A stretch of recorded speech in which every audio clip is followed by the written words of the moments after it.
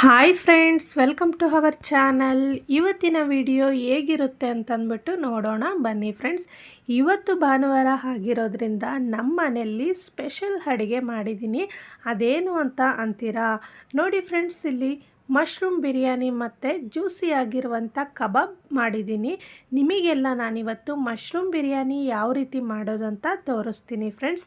ಖಂಡಿತ ನೀವು ಇದನ್ನು ಟ್ರೈ ಮಾಡಿಬಿಟ್ಟು ನಿಮ್ಮ ಫ್ಯಾಮಿಲಿ ಜೊತೆಗೆ ಹ್ಯಾಪಿಯಾಗಿ ತಿನ್ನಿ ಫ್ರೆಂಡ್ಸ್. ಮತ್ತು ಹೇಗಿತ್ತು ಅಂತ ಹೇಳೋದಂತರೂ ಮರಿಬೇಡಿ.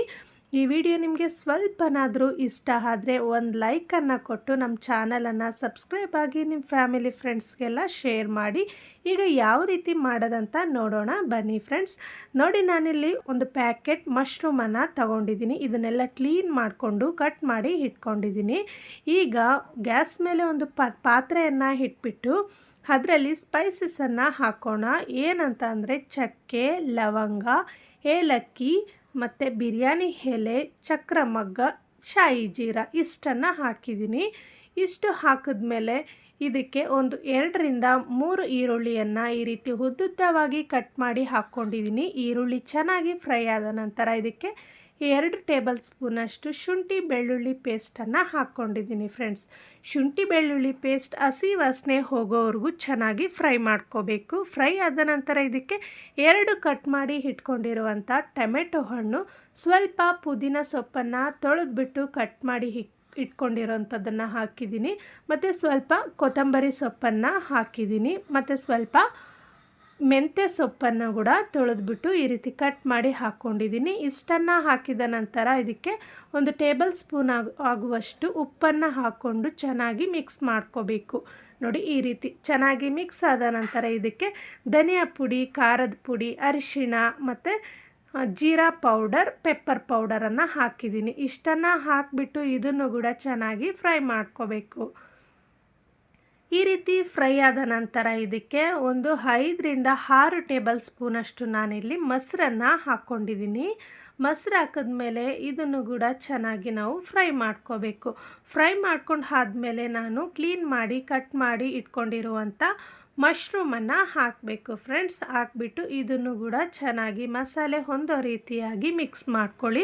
ಮಿಕ್ಸ್ ಮಾಡಿಕೊಂಡು ಒಂದು ಪ್ಲೇಟನ್ನು ಮುಚ್ಚಿಬಿಟ್ಟು 1 ನಿಮಿಷ ಬಿಡಿ. 1 ನಿಮಿಷ ಆದಮೇಲೆ ಪ್ಲೇಟನ್ನು ತೆಗೆದು ನೋಡಿದ್ರೆ ಈ ರೀತಿ ಚೆನ್ನಾಗಿ ಎಣ್ಣೆ ಬಿಟ್ಟಿರುತ್ತೆ. ಮಶ್ರೂಮ್ ಕೂಡ ಚೆನ್ನಾಗಿ ಬೆಂದಿರುತ್ತೆ ಫ್ರೆಂಡ್ಸ್.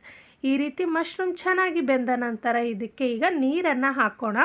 ನಾನಿಲ್ಲಿ 3 ಗ್ಲಾಸಷ್ಟು ಅಕ್ಕಿಯನ್ನು ತಗೊಂಡಿದ್ದೀನಿ. ಹಾಗಾಗಿ 5 ಗ್ಲಾಸಷ್ಟು ನೀರನ್ನು ಹಾಕ್ಕೊಂಡಿದ್ದೀನಿ.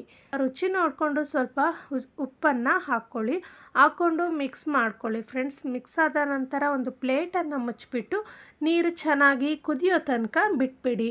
ಈಗ ನೋಡಿ ಫ್ರೆಂಡ್ಸ್, ಪ್ಲೇಟನ್ನು ತೆಗಿತಾ ಇದ್ದೀನಿ. ನೀರು ಕೂಡ ಚೆನ್ನಾಗಿ ಕುದೀತಾ ಇದೆ. ಈ ಟೈಮಲ್ಲಿ ನಾವು ಇದನ್ನು ಒಂದು ಬಾರಿ ಮಿಕ್ಸ್ ಮಾಡಿಕೊಂಡು ನಾವು ತೊಳೆದು ಇಟ್ಕೊಂಡಿರುವಂಥ 3 ಗ್ಲಾಸಷ್ಟು ಅಕ್ಕಿಯನ್ನು ಹಾಕಬೇಕು. ಹಾಕ್ಕೊಂಡು ಚೆನ್ನಾಗಿ ಮಿಕ್ಸ್ ಮಾಡಿಕೊಂಡು ಅಕ್ಕಿ ಅರ್ಧದಷ್ಟು ಬೇಯೋದಕ್ಕೆ ಬಿಡಬೇಕು ಫ್ರೆಂಡ್ಸ್. ನೋಡಿ, ಈಗ ಅಕ್ಕಿ ಅರ್ಧದಷ್ಟು ಬೇಯ್ತಾ ಇದೆ. ಈಗ ಪಾತ್ರೆಯನ್ನು ತೆಗೆದ್ಬಿಟ್ಟು ಒಂದು ಸೈಡಿಗೆ ಇಡೋಣ ಫ್ರೆಂಡ್ಸ್. ಇಟ್ಬಿಟ್ಟು ನಮ್ಮ ಮನೆಯಲ್ಲಿ ಹಳೆ ತವ ಇರುತ್ತಲ್ವ, ಆ ತವವನ್ನು ಗ್ಯಾಸ್ ಮೇಲೆ ಇಟ್ಬಿಟ್ಟು ಗ್ಯಾಸನ್ನು ಐ ಫ್ಲೇಮಲ್ಲಿ ಚೆನ್ನಾಗಿ ಹೀಟ್ ಮಾಡ್ಕೊಳ್ಳಿ. ಹೀಟ್ ಮಾಡ್ಕೊಂಡಾದ ನಂತರ ಪಾತ್ರೆಯನ್ನು ಅದರ ಮೇಲೆ ಇಟ್ಬಿಟ್ಟು ಗ್ಯಾಸನ್ನು ಲೋ ಫ್ಲೇಮ್ ಮಾಡ್ಕೊಳ್ಳಿ ಫ್ರೆಂಡ್ಸ್.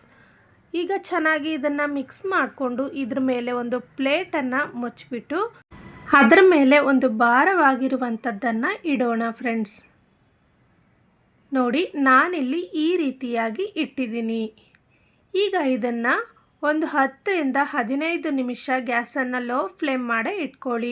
10ರಿಂದ 15 ನಿಮಿಷ ಆದ ನಂತರ ನಾನೀಗ ಪ್ಲೇಟನ್ನು ತೆಗೆದು ತೋರಿಸ್ತೀನಿ. ನೋಡಿ, ವಾವ್, ಎಷ್ಟು ಚೆನ್ನಾಗಿ ನಮ್ಮ ಮಶ್ರೂಮ್ ಬಿರಿಯಾನಿ ರೆಡಿಯಾಗಿದೆ ನೋಡಿ ಫ್ರೆಂಡ್ಸ್.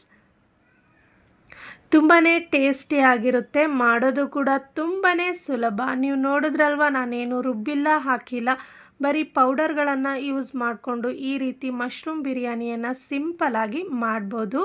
ಈ ವಿಡಿಯೋ ನಿಮಗೆ ಇಷ್ಟ ಆಗಿದೆ ಅಂತ ಅಂದ್ಕೊಂಡಿದ್ದೀನಿ ಫ್ರೆಂಡ್ಸ್. ಇಷ್ಟ ಆಗಿದ್ರೆ ಪ್ಲೀಸ್ ನಮ್ಮ ಚಾನಲನ್ನು ಸಬ್ಸ್ಕ್ರೈಬ್ ಆಗಿ ಪಕ್ಕದಲ್ಲಿರುವಂಥ ಬೆಲ್ ಬಟನನ್ನು ಪ್ರೆಸ್ ಮಾಡಿ ಹಾಲ್ ಅನ್ನೋ ಆಪ್ಷನನ್ನು ಒತ್ತಿದ್ರೆ ನಾನು ಮಾಡುವಂಥ ವಿಡಿಯೋ ನೋಟಿಫಿಕೇಷನ್ ಮೊದಲು ನಿಮಗೆ ಬರುತ್ತೆ.